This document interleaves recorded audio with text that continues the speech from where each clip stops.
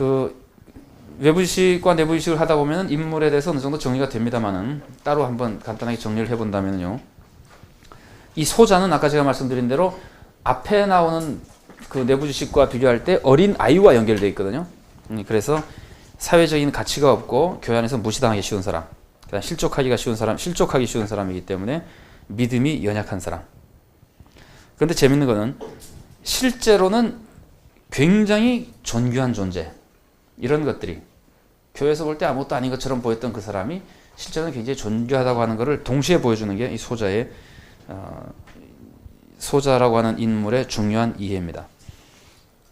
그걸 보여주기 위해서 소천사 개념도 나오고 하나님의 관심도 나오고 이렇게 나오거든요. 10절과 14절 두 번이나. 그 다음에 이 목자라고 하는 거에서는요, 목자는 그 당시에 일반적으로 목자 그러면은요, 당시 사람들이 목자라 그러면 개념이 어땠을까요? 목자 그러면은 그 책임감 있고 선량한 사람입니까? 난루독 같은 사람입니까? 여러분 어떻게 생각하세요? 당시 사람들이 목자다 그러면은, 우리는 목자 그러면은 그 여호와나의 목자 신의가 너무 강하게 있고 예수님이 나는 선한 목자라 그랬기 때문에 목자 그러면은 다 선량하고 착하고 양들을 잘 보살피고 헌신적인 생각을 하기가 쉬운데, 사실은 그때 목자는 거의 도둑놈처럼 취급당하던 사람들입니다. 도저히 믿을 수 없는 사람으로. 예, 저 얘가 좀 잘 안 맞긴 하겠지만, 왜 그 서부 영화 같은 거 보면은 목동들이 소 몰고 다니다가 한번 마을에 들어오면은 난장판을 치고 다니잖아요. 근데 그때 뭐 비슷하진 않지만 그때 목자들은 여기저기 풀 뜯어 다니면서 남의 동네에 갔다가 남의 집에 가서 꺼내오기도 하고 이런 식으로 많이 했어요. 남의 밭에다가 막 갖다 풀어서 먹이기도 하고 이런 식이었었는가 봐요. 그래서 사회적으로 존중받지 못하는 사람입니다. 그러니까 그런 목자의 이미지는 무엇을 해석할 때 필요하냐면은, 예수님이 탄생했을 때 제일 먼저 찾아온 사람이 목자죠. 그때 목자를 그런 이미지로 이해하는 것이 누가복음 탄생 기사를 이해하는 데 도움이 많이 됩니다. 그런데 여기서는 그런 이미지가 아니라 하나님이 목자로서의 이미지를 여기서는 보여주고 있는 거죠. 본문에 나오는 목자는 그냥 평범한 목자예요. 100마리 정도 가지고 있는 사람이라면은 그저 평범한 정도의 사람이라고 생각되고, 한 마리라도 이제 아끼고 찾으려고 그러는 것도 그냥 평범한 모습입니다. 본문의 표현상으로는 양이 잃어버림 당하는 거에 있어서 양의 실수가 조금 더 큰 것 같은 이미지를 줍니다. 그러나 그걸 그렇게 뭐 강조할 필요는 없을 것 같고요.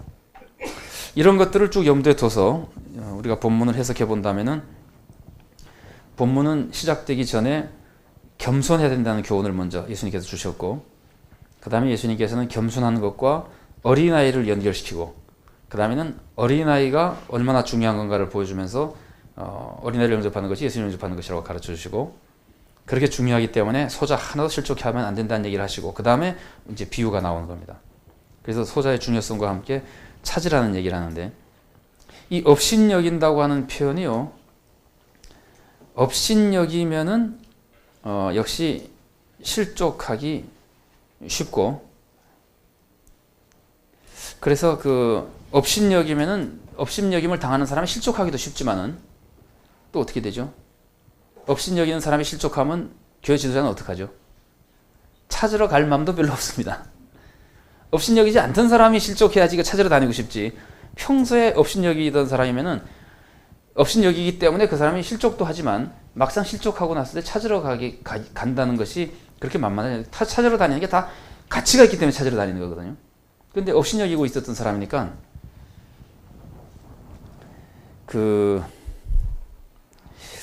어때요? 그래서 이런 양의 비유에 이런 이제 막상 들어가서도 양을 잃으면은 최선을 다해서 찾으러 가는 것이 양이 가치가 있기 때문에 그렇거든요.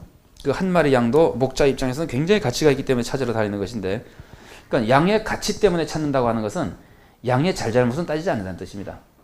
양이 잘못해서 떠났건 잘했는데 떠났건은 관계없이 없어진 사실이 중요한 겁니다. 그러니까 그것을 찾아야 돼. 그게 가치가 있는 것이기 때문에, 아끼기 때문에. 그래서 이 업신여긴다고 하는 것이 그래서 중요한 건데요. 우리가 좀 조심해야 될 것이, 이렇게 뭐 부정적인 생각을 많이 해볼 필요는 없지만 한 번쯤 그냥 조심한다는 점에서 검토해 본다면은, 헌금을 많이 내던 사람이 교회를 안 나오게 되는 거하고, 헌금 한 번 내지도 않던 사람이 교회를 안 나오게 되는 거하고, 찾으러 딱 두 사람이 딱 교회를 떠났을 때 찾으러 가야 되겠다고 하는 그 강도가 하나님은 똑같겠죠, 그죠? 근데 교회 지도자도 똑같기가 사실 쉽지 않다는 거예요. 그게 업신 여기는 거에 문제란 말이죠. 어린아이하고, 아까 어린아이하고 소자란 얘기했습니다. 어린아이나 무슨 노약자. 그러니까 뭐 교회에서 활동에 별로 도움이 안 되는 분, 교회에서 무슨 행사를 하거나 활동해도 큰 도움이 안 되는 사람, 뭐 그런 사람하고 그 다양한 재능이 있어가지고 뭐 음악을 굉장히 잘한다든가, 교회 무슨 그 기획이나 뭐 요새 같으면 컴퓨터를 잘한다든가, 그래서 일만 있으면 언제든지 와서 일하면 유용하게 쓰이는 사람하고, 그런 사람하고의 그 가치를 다르게 느낀다고 하면은 그게 이제 업신 여기는 거거든요. 그래서 그거는 전혀 예수님께서 가르쳐주는 모습과 다른 모습입니다. 그래서 여러분 이 잃은 양의 비유와 유사한 비유가 도마복음서에 나오거든요. 도마복음서에 나온 내용 혹시 읽어보셨나요? 제가 적어오진 않았는데 내용은 되게 이런 내용입니다. 누가복음이나 마태복음에서는 그 양이 잃어버렸으면 찾으러 가는데 그 양이 어떤 양이라도 찾으러 가잖아요, 그죠? 그런 분인데 도마복음서는 그 양이 제일 크고 제일 사랑하는 양이 되었습니다. 찾아가지고 목자가 좋아하면서 내가 너를 제일 사랑하기 때문에 그렇다, 다른 양보다. 그러니까 잃어서 기쁜 것이, 잃은 걸 찾아서 기쁜 것이 아니라 실제로 제일 귀중하기 때문에 하는 거예요. 도마복음서는 제일 크고. 그래서 비율로 따지면은 저울에다 달아놓으면은 99마리 양보다 이 한 마리 양이 실제로 더 무거운 거예요. 그러니까 이미지가 그런 거예요, 도마복음서는.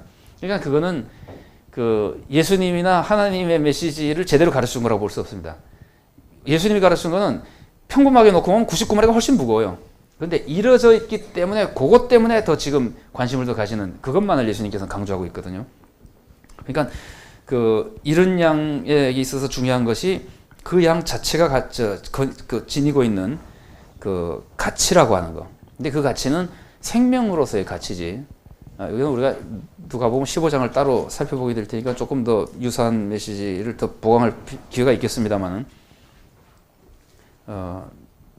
남보다 더하는 어떤 것 때문에 상대적인 것과는 전혀 다른 개념입니다.